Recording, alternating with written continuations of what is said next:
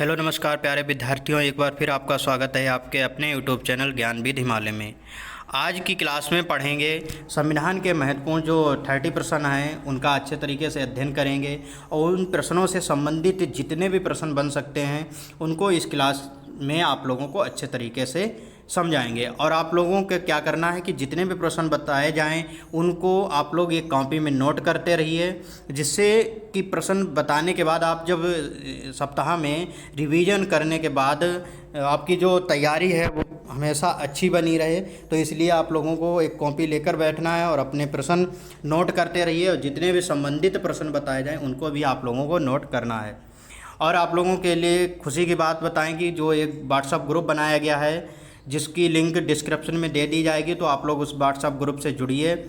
और इस जो विभिन्न परीक्षाएं हैं उनके टेस्ट भी उस ग्रुप में कराए जाते हैं, तो इसलिए आप लोगों को उस ग्रुप में जुड़ना है और तैयारी को देखना है कि हमारी तैयारी कितनी अच्छी है और कितनी हमें मेहनत करने की ज़रूरत है। अब हम क्लास को प्रारंभ करते हैं। आज का जो पहला प्रश्न है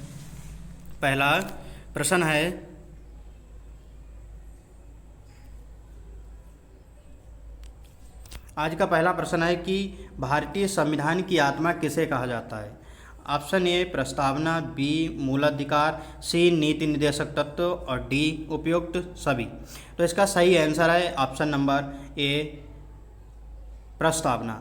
अब प्रस्तावना को क्या कहा जाता है? प्रस्तावना को कहा जाता है भारतीय संविधान की आत्मा। भारतीय संविधान की आत्मा किसे कहा जाता है? प्रस्तावना को कहा जाता है। अगर आर्टिकल 32 की बात की जाए या डॉक्टर बी.आर. अम्बेडकर के अनुसार किसको संविधान की आत्मा कहा जाता है, तो आप लोग याद रखना कि आर्टिकल 32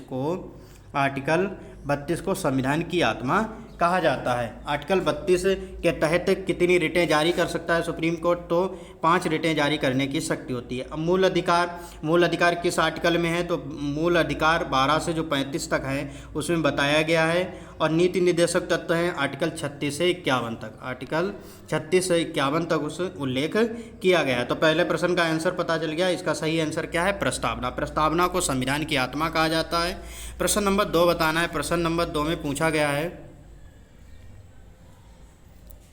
प्रश्न नंबर 2 में कहा गया है कि 42वें संविधान संशोधन अधिनियम 1976 द्वारा प्रस्तावना में किस शब्द को नहीं जोड़ा गया था। तो प्रश्न समझ में आ गया कि 42वें संविधान संशोधन 1976 के द्वारा प्रस्तावना में किस शब्द को नहीं जोड़ा गया था। तो आप लोगों को पता होना चाहिए कि कितने शब्द जोड़े गए थे। तो शब्द कितने जोड़े गए थे? 3 शब्द जोड़े गए थे। तो वो कौन कौन से शब्द थे जो जोड़े गए थे? एक तो शब्द था धर्मनिरपेक्ष, समाजवादी, अखंडता, एकता और अखंडता। तो इसमें कौन सा शब्द नहीं जोड़ा गया था? तो ऑप्शन नंबर सी गुटनिरपेक्ष। 42वें संविधान संशोधन द्वारा नहीं जोड़ा गया है। तो कौन कौन से शब्द जोड़े गए थे? धर्मनिरपेक्ष, समाजवादी, एकता और अखंडता। तो इस तरीके से इस प्रश्न का सही आंसर है ऑप्शन नंबर सी। तो 42वें संविधान संशोधन द्वारा कितने शब्द जोड़े गए? 3 शब्द। कौन कौन से? धर्मनिरपेक्ष, समाजवादी, एकता एवं अखंडता शब्द जोड़े गए थे। तो इस प्रश्न का सही आंसर पता चल गया। तो इस प्रश्न का सही आंसर है option number C गुटनिरपेक्ष।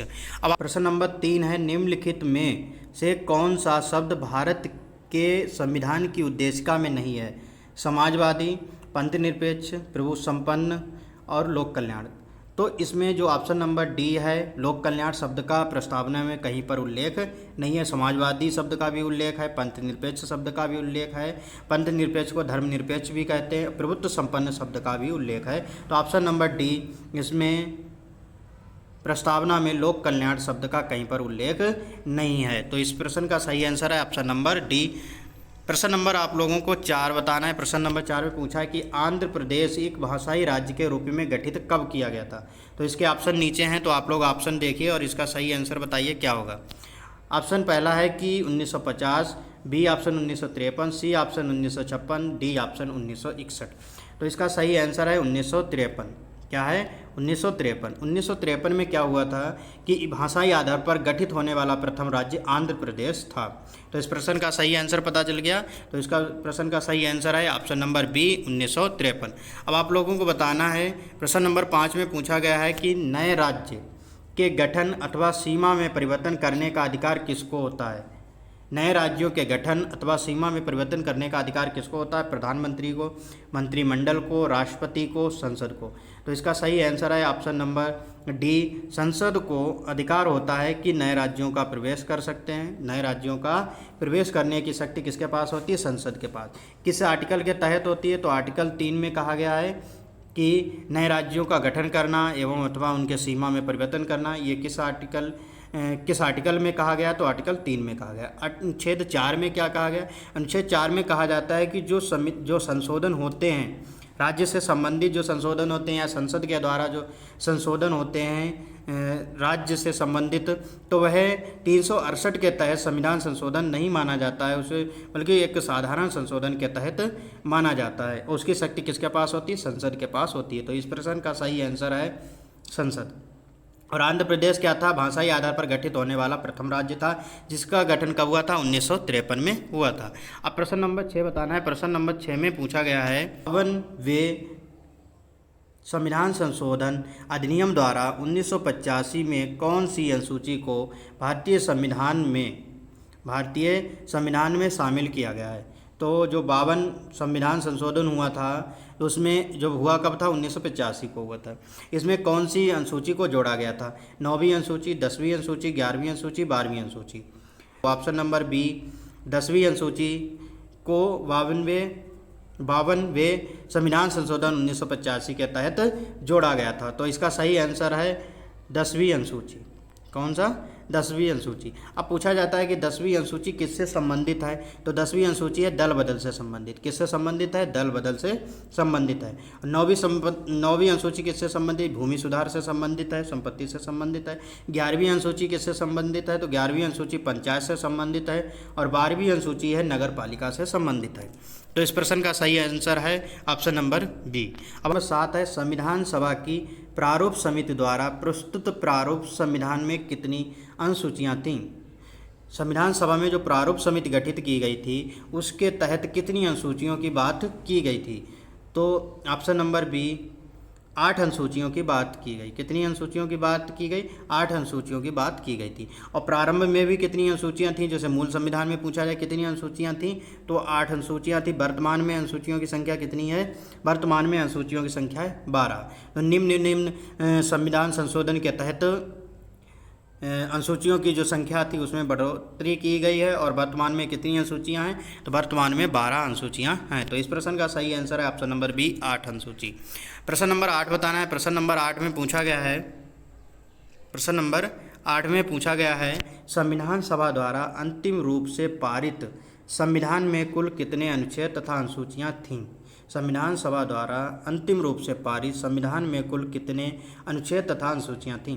Option A 378 अनुच्छेद 7 अनुसूचियाँ, बी ऑप्शन है 390 अनुच्छेद 7 अनुसूचियाँ, सी ऑप्शन है 395 अनुच्छेद 8 अनुसूचियाँ, 398 अनुच्छेद 8 अनुसूचियाँ। तो इसका सही आंसर है ऑप्शन नंबर सी।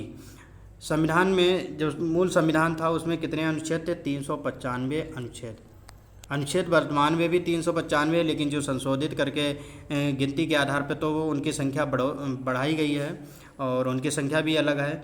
लेकिन अगर पूछा जाए कि अनुच्छेदों की संख्या कितनी है, तो 395 और अनुसूचियाँ कितनी थीं? 8 थीं। लेकिन वर्तमान में कितनी अनुसूचियाँ हैं? 12 अनुसूचियाँ हैं। अब आप लोगों को बताना है प्रश्न नंबर 9। प्रश्न नंबर 9 का आंसर क्या होगा? आप लोग पढ़िए प्रश्न और उसका कमेंट के माध्यम से आंसर दीजिए, इसका सही आंसर क्या है।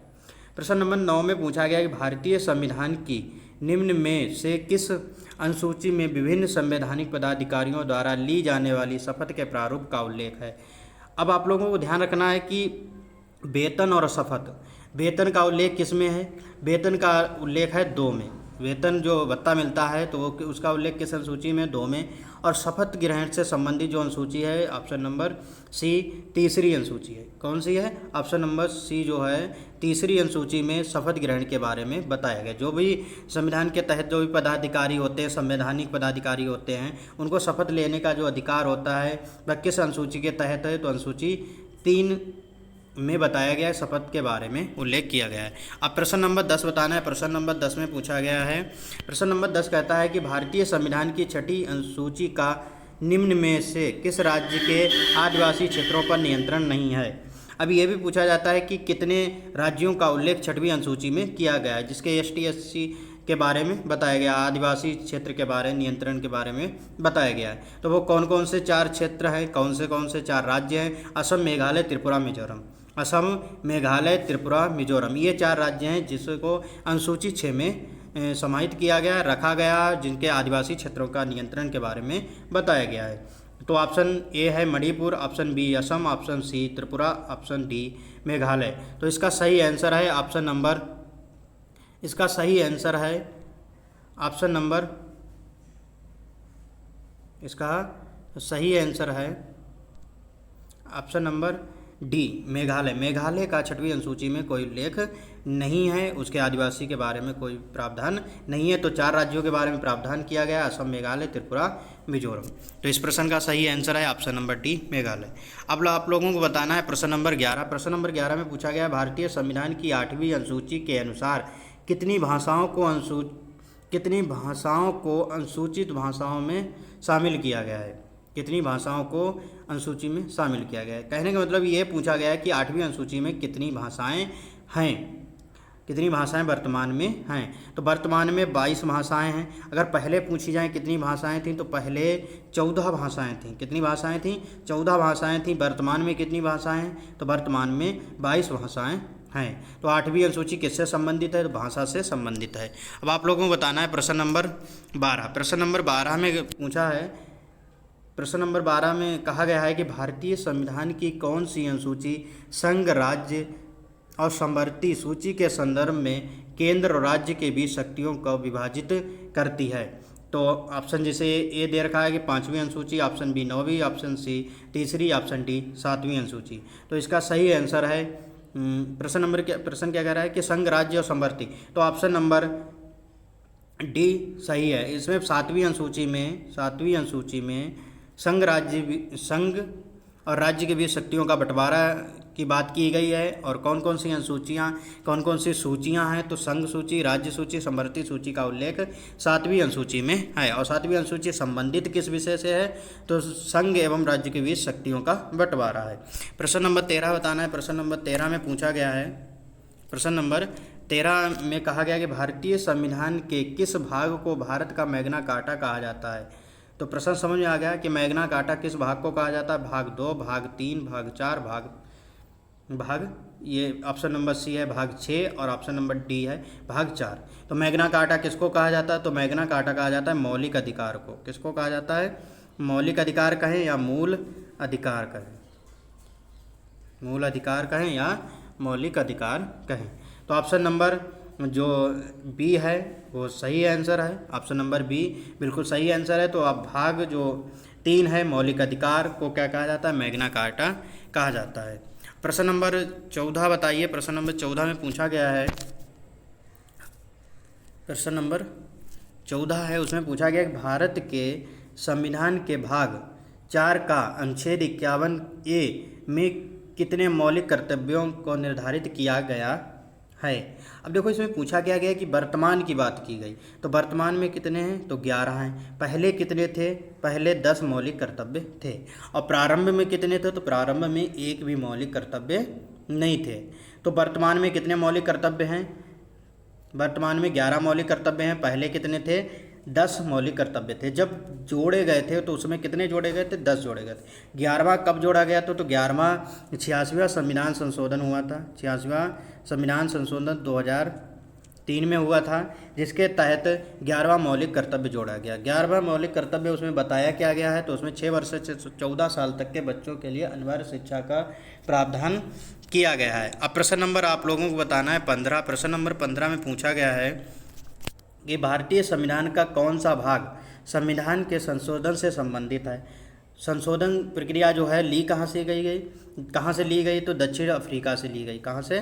दक्षिण अफ्रीका से। तो संशोधन प्रक्रिया भी पूछ लिया जाए कहाँ से ली गई? तो दक्षिण अफ्रीका से ली गई। अब पूछा जाता है कि किस भाग में है संशोधन के बारे में बताया गया है? तो भाग 20 में। किस भाग में? 20 में। तो भाग 20 में संशोधन प्रक्रिया के बारे में बताया गया है। संविधान संशोधन जो किए जाते हैं आर्टिकल 368 के तहत संविधान संशोधन होते हैं, वह किस भाग के अंतर्गत आता है? तो भाग 20 में संशोधन के बारे में बताया गया है। 16 में पूछा गया है, प्रश्न नंबर 16 है, उसमें पूछा गया संविधान के किस अनुच्छेद में यह अंकित है कि इंडिया अर्थात भारत राज्यों का संघ होगा? भारत राज्यों का एक संघ होगा। अनुच्छेद 1 में, अनुच्छेद 2 में, अनुच्छेद 3 में, अनुच्छेद 4 में। तो इसका सही आंसर है ऑप्शन नंबर ए, अनुच्छेद 1। अनुच्छेद 1 में कहा गया है कि भारत जो होगा राज्यों का संघ होगा। तो इस प्रश्न का सही आंसर समझ गए क्या होगा? अनुच्छेद 1। प्रश्न नंबर 17 बताना है। प्रश्न नंबर 17 में पूछा गया है कि भारत के संविधान का निम्न में से कौन सा अनुच्छेद अस्पृश्यता का उन्मूलन करता है तथा किसी भी रूप में इसके आचरण का निषेध करता है? ये पूछा गया है कि अस्पृश्यता का अंत किस आर्टिकल के तहत है? तो option number A 15, option B 16, option C 17, option D 14। तो इसका सही आंसर है ऑप्शन नंबर सी 17। 17 में अस्पृश्यता के अंत के बारे में बताया गया। अब अनुच्छेद 18 में क्या बताया गया? तो अनुच्छेद 18 में उपाधियों का अंत का उल्लेख किया गया। उपाधियों का अंत किस में है? तो अनुच्छेद 18 में है। तो इस प्रश्न का सही आंसर है ऑप्शन नंबर सी, अनुच्छेद 17। अब प्रश्न नंबर आप 18 पढ़िए और आप लोग बताइए, भारतीय संविधान का कौन सा अनुच्छेद 6 से 14 वर्ष के आयु वर्ग के सभी बच्चों के लिए निःशुल्क एवं अनिवार्य शिक्षा के अधिकार से संबंधित है? अनुच्छेद 74, अनुच्छेद 21 का ए और सी ऑप्शन है 101, अनुच्छेद 101 और ऑप्शन डी है 31 का ए। तो इसका आप लोग फिर से एक बार प्रश्न पे जाते हैं। प्रश्न में पूछा गया है कि 6 से 14 वर्ष तक के जो बच्चे होते हैं निःशुल्क शिक्षा की व्यवस्था की गई है, अनिवार्य शिक्षा की व्यवस्था की गई है, वह किस अनुच्छेद में उसका उल्लेख किया गया है? अनिवार्य जब शब्द लग जाता है तो मौलिक अधिकार की बात की जाती है। किसकी बात की जाती है? मौलिक अधिकार की, मौलिक अधिकार की बात की जाती है। तो इसका उल्लेख किस में है? अनुच्छेद 21 के 1 में है। अब 11वां जो हमने बताया कि मौलिक कर्तव्य 86वां संविधान संशोधन 2003 के तहत जोड़ा गया था 11वां मौलिक कर्तव्य, उसमें भी यही बात की गई कि 6 से 14 वर्ष तक के जो बच्चे हैं निःशुल्क शिक्षा दी जाएगी और जो उनके माता पिता की जिम्मेदारी है कि अपने बच्चों को 6 से 14 वर्ष तक की अनिवार्य शिक्षा दिलाई जाए, ये मौलिक कर्तव्य में बात की गई। लेकिन जब मौलिक अधिकार की बात की जाती है, जब मौलिक अधिकार की बात की जाती है तो वहाँ पर एक अनिवार्य शब्द लग जाता है। तो वहाँ पे ड्यूटी नहीं, वहाँ पे कर्तव्य नहीं होता है कि पढ़ाएं या ना पढ़ाएं, लेकिन वहाँ पर क्या होता है कि कानून व्यवस्था के द्वारा पढ़ाना ही होगा आपको। उसके लिए आप लोगों को दंड भी दिया जाता है, बच्चों के माता पिता को दंड भी दिया जा सकता है जब 21A के तहत अगर देखा जाए। समझ गए इस प्रश्न को? तो पूछा गया प्रश्न नंबर 18 में कि 6 से 14 वर्ष तक के आयु के जो बच्चे होते हैं निःशुल्क एवं अनिवार्य शिक्षा का जो अधिकार संबंधित है वह किस अनुच्छेद से है? तो 21 के ए में इस बारे में बताया गया। अब पूछा जाता है कि किस संविधान संशोधन द्वारा? तो 86वां संविधान संशोधन 2003 के तहत इसको जोड़ा गया था। अब आप लोगों से पूछा जाए कि प्रश्न नंबर 19 बताइए। प्रश्न नंबर 19 में पूछा गया है आर्टिकल 32 को संविधान का हृदय एवं आत्मा किसने कहा है? आर्टिकल 32 को, अनुच्छेद 32 को संविधान की आत्मा एवं हृदय किसने कहा है? M.B. पायली ने, B.R. अम्बेडकर ने, जवाहरलाल नेहरू ने, सच्चिदानंद सिन्हा ने। तो इसका सही आंसर क्या है? आप लोग कमेंट करिए। तो इसका सही आंसर है option number B, doctor B.R. Ambedkar. तो डॉक्टर B.R. अम्बेडकर आर्टिकल 32 को उन्होंने कहा है संवैधानिक उपचार। आर्टिकल 32 में किसके बारे में बताया गया? संवैधानिक उपचारों का अधिकार जो है उसके लिए डॉक्टर B.R. अम्बेडकर ने कहा है कि भारतीय संविधान का हृदय एवं आत्मा कहा है। तो इस प्रश्न को आप लोग ध्यान रखिए कि आर्टिकल 32 को किसने भारतीय संविधान की आत्मा कहा या हृदय कहा है? तो डॉक्टर B.R. अम्बेडकर ने। और इस प्रश्न को हम बता भी चुके हैं कि आर्टिकल 32 के तहत कितने रिटें जारी करने की शक्ति होती है सुप्रीम कोर्ट के पास। तो आप लोग इस प्रश्न का आंसर कमेंट के माध्यम से दीजिए। अब आप लोगों को बताना है प्रश्न नंबर 20। प्रश्न नंबर 20 में पूछा है भारतीय संविधान का कौन सा अनुच्छेद राज्य सरकारों को ग्राम पंचायत के गठन का निर्देश देता है?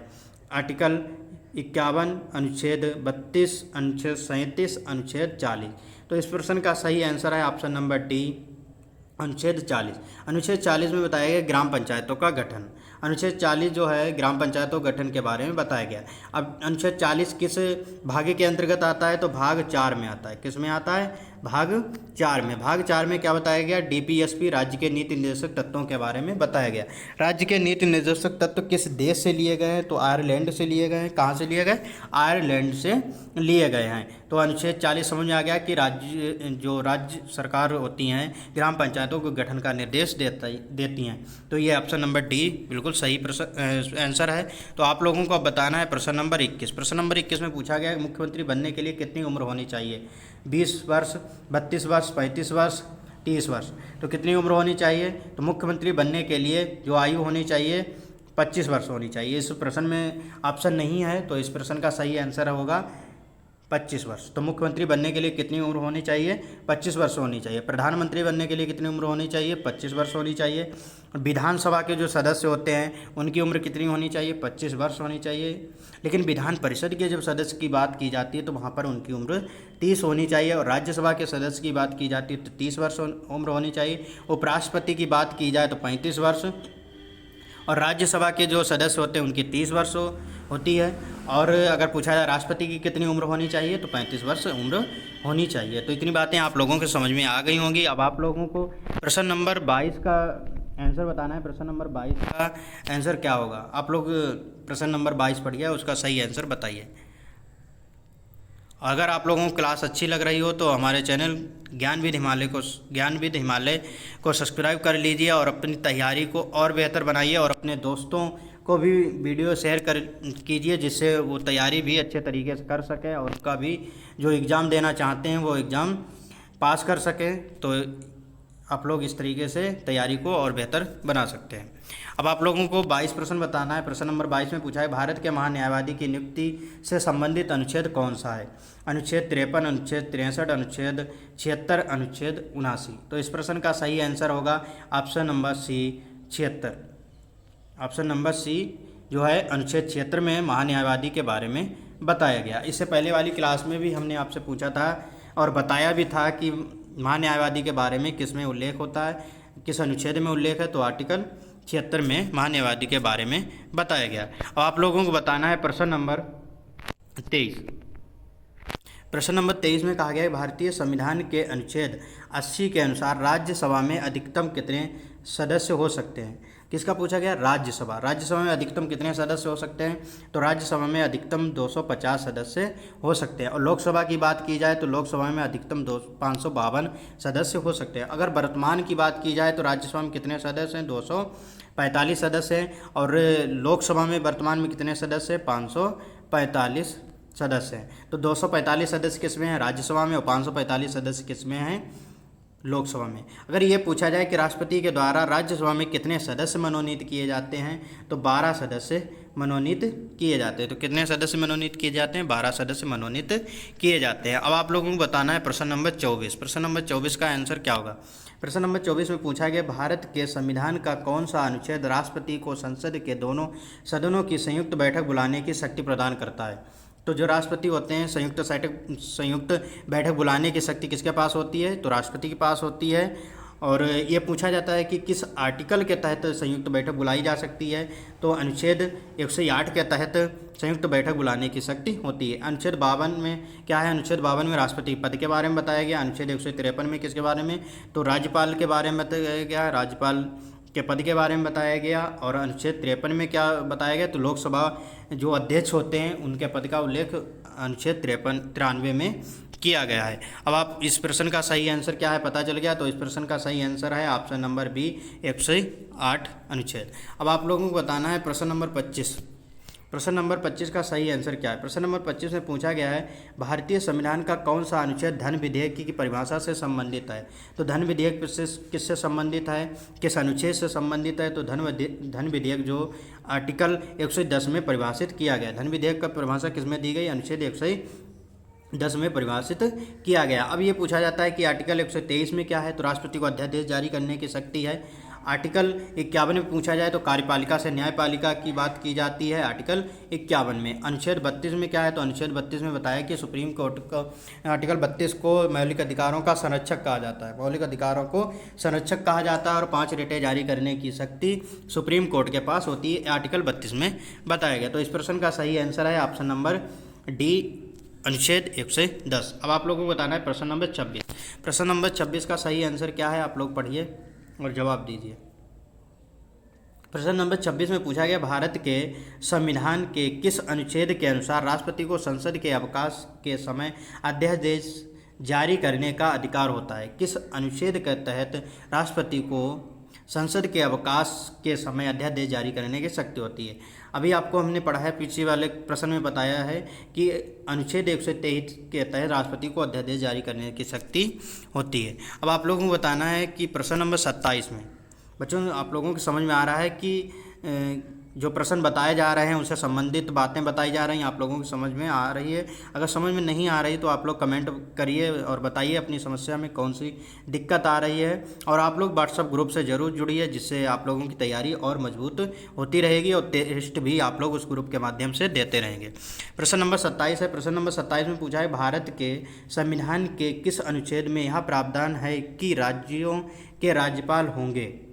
राज्यों के राज्यपाल की जो बात की गई है वह किस अनुच्छेद में की गई है? अनुच्छेद 18, अनुच्छेद 74, अनुच्छेद 124, अनुच्छेद 153 में। तो ऑप्शन नंबर डी बिल्कुल सही आंसर है। इसमें कहा गया है कि आर्टिकल 153 में राज्यों के राज्यपाल के पद के बारे में उल्लेख किया गया। अनुच्छेद 18 में क्या है, तो उपाधियों के अंत के बारे में बताया गया। अनुच्छेद 74 में क्या है, प्रधानमंत्री के बारे में बताया गया। और अनुच्छेद 124 में कहा गया है कि जो सुप्रीम कोर्ट के न्यायाधीश होते हैं, सुप्रीम कोर्ट का ही उल्लेख किसमें है, अनुच्छेद 124 में है।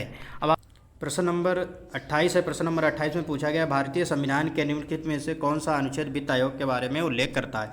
Option number A 300, option number जो बी है उसमें आर्टिकल 280 बताया, और option number C 320, option number D 290। तो इस प्रश्न का सही आंसर है ऑप्शन नंबर बी 280। तो वित्त आयोग का उल्लेख किस अनुच्छेद में है, 280 अनुच्छेद में है। अब आप लोगों को बताना है प्रश्न नंबर 29। प्रश्न नंबर 29 में पूछा गया है, भारत का प्रथम नागरिक कौन होता है? तो प्रश्न नंबर 29 का आप लोगों को जवाब देना है कि भारत का प्रथम नागरिक कौन होता है? प्रधानमंत्री, राज्यपाल, राष्ट्रपति, जिलाधिकारी। तो इसका सही आंसर है ऑप्शन नंबर सी, राष्ट्रपति। भारत का प्रथम नागरिक कौन होता है? राष्ट्रपति होते हैं। तो भारत के प्रथम नागरिक कौन होते हैं? राष्ट्रपति होते हैं।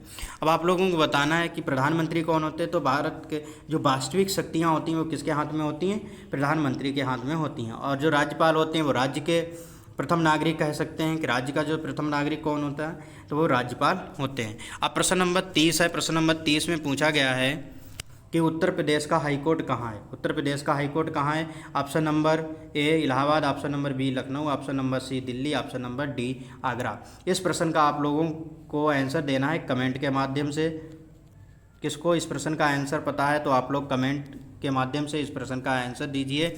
और आप लोगों को एक बात बता दें कि अगर क्लास आप लोगों को अच्छी लगी हो तो हमारे यूट्यूब चैनल ज्ञानविद हिमालय को सब्सक्राइब कर लीजिए और अपनी तैयारी को और बेहतर बनाइए। अभी एक बात आपको हमने बताई थी कि इस जो व्हाट्सएप ग्रुप बनाया गया है उसकी लिंक डिस्क्रिप्शन में दे दी गई है, तो आप लोग उससे ज्वाइन हो सकते हैं और हमारे चैनल को सब्सक्राइब कर दीजिए, शेयर करिए और लाइक करिए और कमेंट करिए। धन्यवाद।